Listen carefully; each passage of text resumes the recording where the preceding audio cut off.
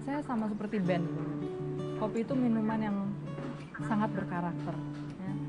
Saya selalu merasa kopi itu punya daya ritual gitu. Orang tuh tidak sekedar melewatkan kopi begitu saja. There's always something to coffee gitu. Ya entah itu cara mereka mengolah, cara mereka menikmati, dan bagaimana orang menyikapi kopi itu kembali ke preferensinya masing-masing, ke gaya hidupnya masing-masing gitu. Jadi dia universal sekaligus unik. Aku bikin waktu kuliah dan sebetulnya nggak ada motivasi yang aneh-aneh ya. Jadi bahkan aku itu nggak terpikir untuk riset macem-macem karena saat itu kultur minum kopi, saya tahun 96 menulisnya gitu, belum kayak sekarang gitu, dimana orang tuh sekarang udah ada coffee culture, kedai kopi di mana-mana, barista itu menjadi sebuah profesi yang bergengsi gitu kan. Dulu itu ya orang ngopi kebanyakan ya gitu aja gitu, kopi tubruk gitu kan. Saat itu satu-satunya motivasi saya bikin cerita filosofi kopi adalah karena saya memang suka kopi gitu, dan saya pengen mendedikasikan sebuah cerita untuk kopi gitu aja gitu, karena saya merasa kopi ini banyak yang bisa digali dari kopi gitu, dan kok belum ada orang yang terpikir bikin cerita tentang kopi ya gitu.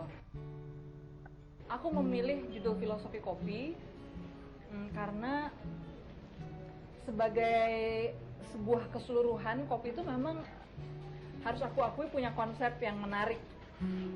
Dari namanya sangat dikenal karena kopi adalah minuman yang sangat akrab bagi semua orang gitu. Secara visual, biji kopi itu cantik gitu ketika difoto gitu ya, dan aku selalu membayangkan filosofi kopi itu kan kumpulan cerpen.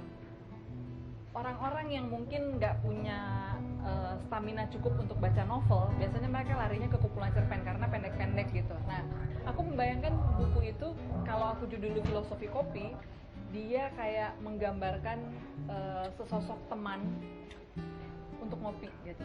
Selain mungkin sepiring pisang goreng atau sepiring singkong rebus atau apa, ada buku filosofi kopi gitu. Aku memang membayangkan filosofi kopi itu sesuai dengan tempat nongkrong ideal menurutku gitu.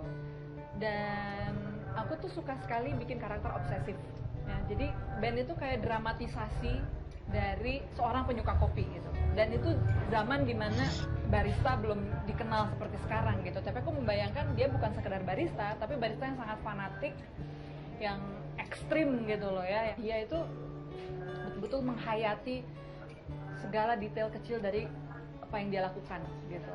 Nah terus aku bikin Jody itu sebagai seperti polaritasnya dia supaya menarik gitu ya kan. Sesuatu yang kontras itu berpotensi untuk membuat cerita gitu. Lalu aku membuat polaritas lain lagi, yaitu Pak Seno, dimana ini kayak antitesisnya Ben sebetulnya gitu. Nah bagaimana kemudian unsur-unsur itu bertubuhkan, itulah sebetulnya sumber cerita filosofi kopi.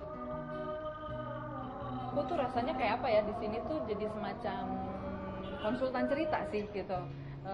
Aku tidak mencampuri urusan apa namanya, kayak Jody bajunya apa, Ben bajunya apa, terus bentuk filosofi kopi itu sendiri seharusnya seperti apa. Karena aku merasa Angga sebagai pembuat film, dia mengadaptasi, yang mana dia juga harus punya ruang dan kebebasan untuk berekspresi, karena bagaimanapun dia menginterpretasi filosofi kopi dari sudut pandang dia gitu. Aku nggak bisa semuanya semata-mata memaksakan, karena belum tentu juga apa yang ada di buku itu 100% baik untuk di film gitu ya. Film punya formatnya sendiri. Tapi yang berhubungan dengan cerita, aku masih bisa kasih masukan, dan menurut aku itu adalah keterlibatan yang paling ideal sebetulnya sejauh itu gitu.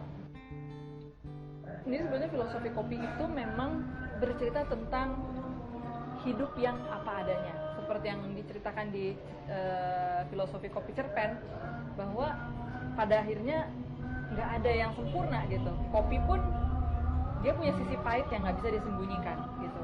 Tapi pahit itulah yang kemudian bikin karakter kopi sebagaimana dia adanya, yang itu membuat dia dicintai sebagai sebuah minuman gitu. Nah, karakter Ben itu berusaha menjadi sesuatu yang sempurna gitu. pada akhirnya dia harus menerima kenyataan bahwa jangan-jangan mengejar kesempurnaan itu membuat kita lupa untuk menikmati apa yang ada gitu. Nah, figur Pak Seno dan Kopi Tiwus itu mengajarkan Ben dan juga mengingatkan para pembaca gitu bahwa di luar dari segala macam kesempurnaan yang kita coba cari, entah itu hidup yang enak, materi yang cukup, pengen up to date, pengen apapun gitu, harus ada saat-saat dimana kita membiarkan hidup ini mengalir apa adanya, kita mengapresiasi hidup sebagaimana apa adanya gitu. Dan itu yang membuat hidup jadi lebih indah sebetulnya.